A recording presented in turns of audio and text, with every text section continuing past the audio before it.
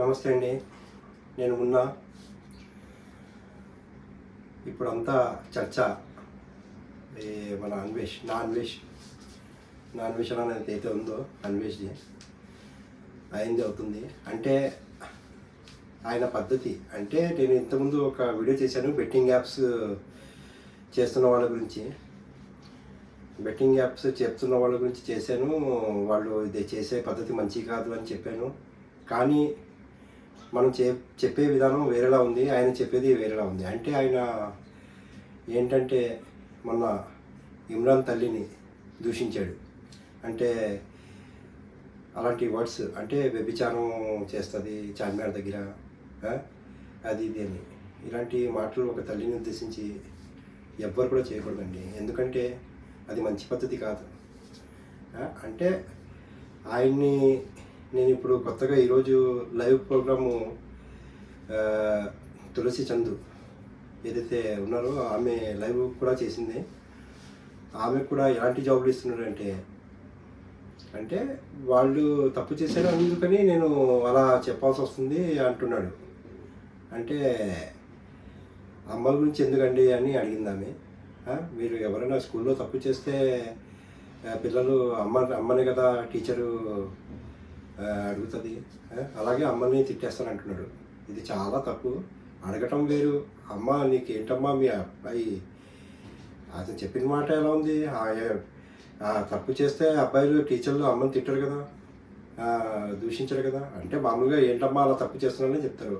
అలాగే ఇతను కూడా ఒక పద్ధతిగా చెప్పుంటే బాగుంటుంది. ఇప్పుడు సినీ హీరో అలీ వాళ్ళ భార్య గురించి అంటే రంజాన్ మాసంలో ఇలాంటివి చేయొచ్చా అని వాళ్ళ ముస్లిమ్స్ వెనకాల పడ్డాడు.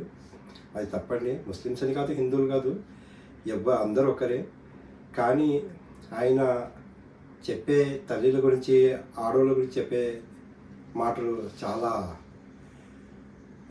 చాలా బాధ అనిపించండి. ఎందుకంటే ఒక తల్లి ఎవరికైనా తల్లి అంటే తల్లి వాల్యూ అతనికి తెలియదు అనుకుంటా.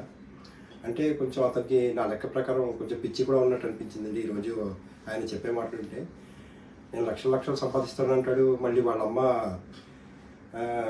వైట్ కార్డులో బియ్యం తీసుకుంటుంది అంటాడు, తెల్ల కార్డు అదే రేషన్ బియ్యమే తింటుంది అంటాడు. అంటే మనకు అవసరం ఉంది, మేము పేదవాళ్ళు అంటున్నాడు. అంటే వాడికి కంపల్సరీ ఇచ్చింది. ఎందుకంటే అన్వేష్ని నేను కూడా అతను యాత్రలు చేసి కొంచెం జోక్గా మాటలు బాగా చెప్తాడని నేను లైక్ చేసి నేను కూడా సబ్స్క్రైబ్ చేసి అతని ఛానల్ చూసేవాడిని. కానీ ఆయన ఈసారి మాత్రం చేస్తున్నది చాలా పెద్ద తప్పండి. ఎవరిని కూడా ఆడవాళ్ళని దూషించడం కానీ వాళ్ళ వ్యక్తిగతంగా మాట్లాడడం కానీ చాలా తప్పు. అది మంచిగా అనిపించలేదు. ఇంకా ఒక రీజన్ చెప్పాడండి, నేను చేస్తే తప్పేంటి, పోయినసారి ముఖ్యమంత్రి తిట్టాడు అది ఇది. అంటే నేను ఇలా చెప్పడానికి రీజను వైసీపీ వాళ్ళని చెప్తున్నాడండి. సీఎం గారు తిట్టారు, జగన్మోహన్ రెడ్డి గారు, అలాగే వాళ్ళ అనుచరులు తిట్టారు, ఎంపీలు తిట్టారు అని ఇలాంటి న్యూస్ చెప్తున్నాడు. అంటే ఒకడు పాడవటానికి మనం మాట్లాడే విధానం బాగుండాలన్నట్టు చెప్తున్నాడు. కానీ అది నేర్చుకోవటం మంచిది కాదు. అంటే వాళ్ళు చెప్పారు, వాళ్ళు ఒక ఎదవలు అనుకోండి, మనం ఎందుకు ఎదవలు అవ్వాలి?